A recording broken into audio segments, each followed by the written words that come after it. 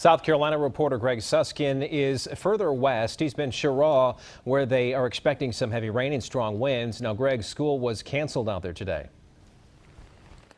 Yeah, that's right. And, certainly after what Hurricane Florence did to this area last year, you talk about a hurricane being anywhere close to this area and they get very concerned. I'll step out of the way right here. You can take a look at that tree there behind me. See the branches there blowing just a little bit, not too much wind. And if you move the camera down there to the PD River, you can see it is high, but certainly in no danger of flooding. Looks like this area will escape the worst.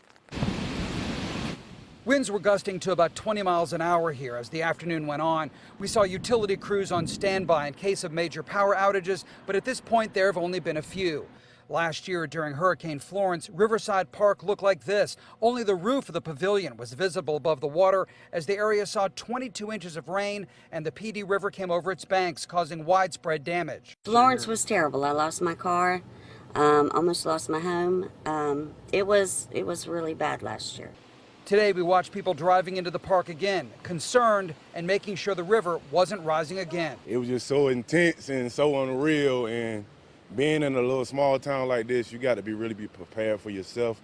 The initial forecast called for up to 3 inches of rain from Dorian and wind gusts up to 40 miles an hour in the eastern part of Chesterfield County.